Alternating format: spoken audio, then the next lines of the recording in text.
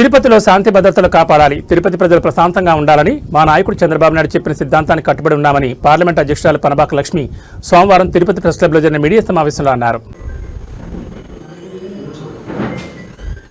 Grand Ritz హోటల్కి ఫ్యామిలీతో breakfast కోసం వెళ్తే కొంతమంది వైసీపీ నాయకులు కానీ కార్యకర్తలు కానీ అక్కడ అటాక్ చేయటం జరిగింది ధర్నాలాగా. ఇది కరెక్ట్ కాదు అని చెప్పని మేము తెలియజేస్తూ ఉన్నాము. తెలుగుదేశం పార్టీ తరఫున దీన్ని మేము తీవ్రంగా ఖండిస్తున్నాము కూడా. ఎందుకంటే వెంకటేశ్వర స్వామి పాదాల కింద ఉన్నటువంటి ఈ తిరుపతికి ఒక ప్రత్యేకత ఉంది. శాంతి భద్రతలు కాపాడాలా, ప్రశాంతంగా ఈ చుట్టుపక్కల ఉండాలా అన్న ఒక దీంతో మా ముఖ్యమంత్రి గారు ఆలోచిస్తున్నారు. మేము అధికారంలో ఉన్నాం, అది గుర్తుపెట్టుకోమని చెప్తున్నాను వీళ్ళకి. ఏంటంటే ఎంతసేపు ఈ రెచ్చగొడదామా అన్న దీంట్లోనే వెళ్తున్నారే కానీ అసలు దేనికి చేయొచ్చు దేనికి చేయకూడదన్న ఒక ఆలోచనే లేకుండా పోయింది. మేమంటూ చేసుండుంటే ఈరోజు మీరు కంటెస్ట్లో కూడా ఉండుండేవాళ్ళు కాదు. మీరు చేసిన కార్యక్రమాలన్నిటికీ ఒక ఫేక్ది ఏదన్నా ఫోన్ నెంబర్ పెట్టుకుంటేనే అరెస్ట్ చేస్తుంటే లక్షలాదిగా మీరు దొంగోట్లతోటి మీరు రాజకీయాలు చేసి మొదలుపెట్టారు. మీరు అదే కనుక సీరియస్గా యాక్షన్ తీసుకొని ఉంటే మీరు అసలు కంటెస్ట్ చేయటానికి కూడా అర్హులు గారు. అలాగే మీ పరిపాలనలో మొత్తం కూడా చూడండి, చీప్ లిక్కరు, ప్రతీది అవినీతే. లడ్డూలో కల్తీ గురించి అదేమంటే అందులో ఏంటిది కెమికల్సే ఉన్నాయి కానీ వేరే జంతువుల ఫ్యాట్ లేదు అని అదొక మాట చెప్తున్నారు. జంతువుల ఫ్యాట్ లేదని ఏ రిపోర్ట్లోనూ లేదని చెప్పి మీకు మనవి చేస్తూ ఉన్నా. ఫస్ట్ రిపోర్ట్లో ఖచ్చితంగా ఉందనే వచ్చింది. దానికన్నా ఇంకా ఘోరమైంది కెమికల్స్ది. ఇలాగ మీరు తప్పు మీద తప్పు. ఒక అమ్మాయికి ఫస్ట్ క్లాస్ వస్తే ఆ అమ్మాయి మార్కులు కాకుండా వేరే వాళ్ళ కార్యకర్తకి ఎవరికో చేసి అందులోనూ ఇదే చేసిన ఘనత మీదే. ప్రతి దానిలో కూడా మీరు చేసినటువంటిది మానేసి అదేదో కప్పిపుచ్చుకోవడానికి ఈ రోజున ఇష్టం వచ్చినట్టుగా ప్రవర్తిస్తూ ఉన్నారు. మొన్నటికి మొన్న బిఆర్ నాయుడు గారు కనిపించట్లేదు అని చెప్పి అదొక ప్రచారం. ఎక్కడికి పోతారో కనిపించుకోకుండా ఈరోజు వస్తే రాజీనామా చేయాలి. మీరు ఎన్నిసార్లు రాజీనామా చేయాలి? రోజు చేయాలి మీరు రాజీనామాలు ప్రతి దానిలో చూసుకుంటే. ఇది కరెక్ట్ కాదు. తెలుగు సైన్యం తిరగబడిన రోజున మీరు ఎక్కడా నిలవలేరని చెప్తున్నా నేను. మమ్మల్ని రెచ్చగొట్టే విధానంలో వెళ్తున్నారు. మా నాయకుడు మాకు శాంతి క్రమశిక్షణ అంట మా కాళ్ళు చేతులు కట్టేసి కూర్చోబెడుతున్నారు. దయచేసి తెలుగు తమ్ముళ్ళని రెచ్చగొట్టొద్దని చెప్పని మీకు చెప్తూ, ఇది కరెక్ట్ కాదు. పెద్ద ఆయన్ని ఆ రకంగా మీరు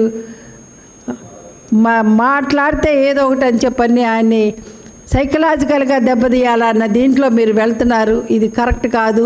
అన్నిటికీ పైన వెంకటేశ్వర స్వామి చూస్తున్నాడు. ఆ స్వామి కళ్ళు తెరిచిన రోజున మీరు భస్మం అయిపోతారని చెప్తున్నా. శిశుపాలుడికి 100 తప్పులకి ఎలాగిచ్చారో అలాగే స్వామి చూస్తూ ఉన్నాడు. ఎవ్వరూ స్వామి దగ్గర నుంచి తప్పించుకోలేరని చెప్తా ఉన్నా. తిరుమల తిరుపతి పాలక మండలి అధ్యక్షులు వారు తిరుమలకి వస్తుంటే ఆయన అల్పాహారం సేవించాలని గ్రాండ్ రిజ్కి రావడం, ఆయన్ని అడ్డుకొని ఇంకా వాళ్ళు ఏ పన్నాగం పన్నారో కానీ తెలియదు కానీ గుంపులుగా అక్కడికి వచ్చి ఇది ఒక పథకం మేరకు జరిగిందనే ఆలోచన మాకు వస్తున్నది. ఇప్పుడు పెద్దలందరూ కూడా చెప్పినట్టు 1.5 సంవత్సరం శాంతి భద్రతలు తిరుపతిలో చాలా బాగున్నాయి. ఇప్పుడు మళ్ళా రెచ్చగొట్టి తిరుపతిలో భక్తుల మనోభావాలు దెబ్బతీసే విధంగా ఇక్కడ తిరుపతి సంస్థ మీద ఏదో ఒక బురద తల్లి నాయకత్వం చెలామణి కావాలనే ఉద్దేశంతో ఈరోజు కరుణాకర్ రెడ్డి గారు కానీ వాళ్ళ తనయుడు కానీ ప్రవర్తన చూస్తుంటే తిరుపతిలో ఉన్న మేధావులందరూ కూడా చూస్తున్నారు. మీరు ఒక్కొక్క టీమ్గా పోగు చేసి ఒక్కొక్క సబ్జెక్ట్ వైజ్గా ఒక్కొక్కరిని అటాక్ చేయమని పంపిస్తున్నది కూడా గమనిస్తున్నారు. కాబట్టి తెలుగుదేశం పార్టీ చూస్తూ ఊరుకోదు. కానీ మీరు ఇదే విధంగా రెచ్చగొట్టి విధానంగా వెళ్తే మాత్రం మంచి పద్ధతి కాదని మేము తెలియజేసుకుంటున్నాం. మీరు మాజీ పాలక మండలి అధ్యక్షులుగా నిజమైన చైర్మన్గా భక్తి భావనతో ఆ కుర్చీలో కూర్చున్న వ్యక్తిగా అయితే మాత్రం తిరుపతి శాంతి భద్రతలు కాపాడాలని మేము మరొకసారి మీకు విన్నవించుకోవడం జరుగుతుంది. లేని పక్షంలో దాడికి ప్రతి దాడికి మేము కూడా సిద్ధంగా ఉంటాం. ఇది మంచి పద్ధతి కాదని మేము తెలియజేసుకుంటున్నాం. పరామర్శకు వస్తే యుద్ధ వాతావరణాన్ని సృష్టిస్తాడు వాళ్ళ నాయకుడు జగన్మోహన్ రెడ్డి తిరుపతికి వచ్చినప్పుడు. అదేవిధంగా వీళ్ళు చూస్తే రోజు ప్రెస్ మీట్లు, రోజు అబద్ధాలని పదే చెప్తే ప్రజలు నమ్మతారనే భావంతో వాళ్ళు ఒక పక్క. ఈరోజు సాక్షాత్తు ఒక హోటల్లో, ఒక రెస్టారెంట్లో ఉన్న వ్యక్తి పైన దాడికి పాల్పడ్డం అంటే దీన్ని ఏమనాలి? ఇది ఖచ్చితంగా కూడా పోలీస్ డిపార్ట్మెంట్ కూడా సీరియస్గా తీసుకోవాల్సిన అవసరం ఉంది. పదే తెలుగుదేశం పార్టీ గమనుంది, లేకపోతే ఎందుకు ప్రశాంతమైన వాతావరణం భగ్నం కాకూడదు అనే దీంట్లో మేము ఉన్నాం. కానీ మీరు దాన్ని ఆసరాగా చేసుకొని ఏ విధంగా విచ్చలవిడితనంగా మీరు అధికారంలో ఉన్నప్పుడు ఏ విధంగా ప్రవర్తించారో మీరు చూశారు. ఒక్క ఎన్నిక కూడా సక్రమంగా జరగల తిరుపతి శ్రీవారి పాదాల చెంత. మీరు అధికారం చేపట్టినాక ఒక టౌన్ బ్యాంక్ ఎలక్షన్ జరిగినా, ఒక ఎంపీ ఎలక్షను బై ఎలక్షన్ జరిగితే సాక్షాత్తు మా క్యాండిడేట్ కూడా పనబాక లక్ష్మి గారు ఎన్నే ఉన్నారు. ఏ విధంగా చేశారు? అదేవిధంగా ఆ రోజు తిరుపతి మున్సిపల్ ఆఫీస్ ఎదుట సుగుణమ్మ గారు ఎన్నికల దీన్ని పర్యవేక్షించడానికి వెళ్తే ఆమె పైన ఏ విధంగా చేశారు? ఏవి కానీ ఈరోజు మేమేదో ఇదే అని చెప్తే నమ్మే పరిస్థితి లేదు. మీరు దాడులు చేశారు, అక్రమంగా కూడా పోలింగ్ స్టేషన్లు ఆక్రమించారు, అక్రమంగా ఎన్నికయ్యారు, డూప్లికేటు ఫేక్ కార్డులు సృష్టించారు, ఈ విధంగా చెప్పుకుంటూ పోతే.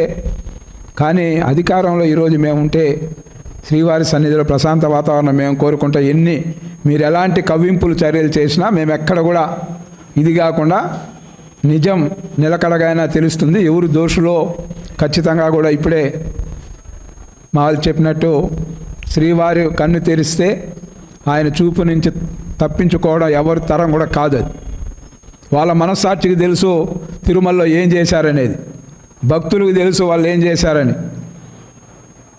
కాబట్టి బిఆర్ నాయుడు గారి పైన ఈరోజు దాడికి పాల్పడి హత్యాయత్నానికి పాల్పడ్డారనేదే మా భావన. కాబట్టి ఇలాంటి దీనిపైన ఖచ్చితంగా కూడా ప్రజాస్వామ్యవాదులందరూ కూడా ఖండించాలి. లక్షలాది యాత్రికులు వచ్చే ఈ ప్రాంతంలో ఇలాంటి పోకడలేమి, నీకు అబ్జెక్షన్ ఉంటే నువ్వు ఒక కంప్లైంట్ లేదా దానిపైన ఒక నివేదిక తయారు చేయమని, నీకు చిత్తశుద్ధి ఉంటే, ఏదైనా అక్రమాలు జరిగాయో లేదా అన్యాయాలు జరిగాయో ఇంకేదైనా జరిగి ఉంటే దానిపైన ఎంక్వైరీ చేస్తారు. అలా కాకుండా భౌతిక దాడులకి తిరుపతి నడిబొడ్డుని కేంద్రంగా చేసుకొని మీరు ఏ విధంగా పాల్పడతారో ఇది కరెక్ట్ కాదు. వెంటనే కూడా పోలీసులు కూడా మేము ఏదంటే అది చెప్పడంలే, అధికారంలో ఉన్నామని ఎవరినంటే ఇది చేయమని చెప్పడంలే. ఎవరైతే ఈ యొక్క మనుషుల్ని అక్కడికి పంపించారో అసలైన దోషులపైన పూర్తి స్థాయిలో ఫోన్ కాల్స్ అంటామా, లేదా ఈ వ్యక్తులు ఎంతసేపు ఎవరింటి దగ్గర నుంచి వచ్చారు, ఎవరి నుంచి ఇక్కడికి వచ్చారో, ఊరికే ప్రెస్ మీట్లో కూర్చొని మాకు ఆయన చెప్పలా ఏం చెప్పలా అంతే నమ్మేదానికి ఏం లేదు. శాస్త్రీయంగా కూడా ఈ పొద్దు టెక్నాలజీ పరంగా కూడా ఎవరు ఎక్కడ ఎంతసేపు ఉండేది తెలుస్తుంది. కాబట్టి ఎస్పీ గారికి కూడా బహిరంగ విజ్ఞప్తి చేస్తా ఉన్నాం, దీంట్లో ఎవరు ఇన్వాల్వ్మెంట్ అయినా ఖచ్చితంగా కూడా కాలయాపన లేకుండా వెంటనే కూడా చర్యలు చేపట్టి అలాంటి వ్యక్తులు ఎవరో భక్తులకి తిరుపతి వాసులకి ముందు నిలబెట్టాల్సిన బాధ్యత ఖచ్చితంగా కూడా డిపార్ట్మెంట్ ఉంది. డిపార్ట్మెంట్లో కూడా కొంతమంది వేరే విధంగా ప్రయత్నిస్తూ ఉన్నారు. ఇది క్లియర్గా చెప్తాను. తిరుపతిలో పోలీసులుగా వ్యవహరిస్తున్న కొంతమంది అంటే అనుమానాలు వస్తూ ఉన్నాయి దీన్ని బట్టి చూస్తూ ఉంటే. ఆయన చెప్తూ ఉంటాడు కదా, కరుణాకర్ రెడ్డి నా మనుషులు 2000 మంది టీటీడీలో ఉన్నారు, ఇతర డిపార్ట్మెంట్లో ఉండారని, పోలీస్ డిపార్ట్మెంట్లో కూడా ఉండారేమో అని అనుమానాలు కలుగుతున్నాయి దీన్ని బట్టి. అంటే ఎవరి దీనిపైకైనా ఇళ్ళపైకి మనుషులపైకి దాడులకి ప్రయత్నించేస్తాం, మాదే చెల్లుబాటు అవుతుంది, మాదే పదే అబద్ధాలని ప్రెస్ మీట్ ముందు చెప్తే ప్రజలను భక్తులు నమ్ముతారనే ఒక్క దీనికి లోనై ఉన్నారు వాళ్ళు. ప్రపంచంలోనే ఒక ఆధ్యాత్మిక రాజధాని అయినటువంటి తిరుపతి నగరంలో ఏం జరుగుతోంది? ఈ వైకాపా ప్రభుత్వం వారి నాయకులు చేస్తున్నటువంటి ఈ పనులు నేను చెప్పాలంటే ముఖ్యంగా కరుణాకర్ రెడ్డి గారు ఆయన సంస్కృతి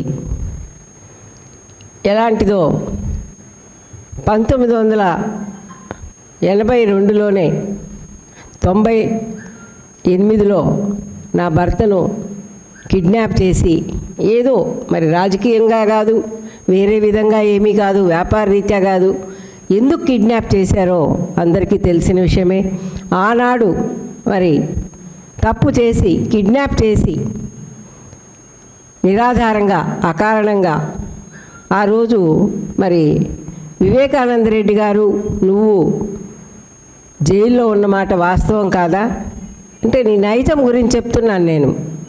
అప్పటి నుంచి ఇప్పటి వరకు కూడా అప్పుడు మొదలైనటువంటి నీ రాక్షస సంస్కృతి ఇప్పటి వరకు కూడా కొనసాగుతుంది అంటే ఈరోజు జరిగినటువంటి బిఆర్ నాయుడు గారి ఫ్యామిలీతో ఎయిర్పోర్ట్ నుంచి వచ్చి పెద్ద ఆయన బ్రేక్ఫాస్ట్కి గ్రాండ్ రిడ్జ్ హోటల్కి వెళ్తే అక్కడ ఆయన్ను అటాక్ చేయడం ఏమిటి మీరు చేస్తున్నది? అదే మరి 2014 ఎలక్షన్లో కూడా మరి నువ్వు నా భర్త అయినటువంటి వెంకటరమణ గారిని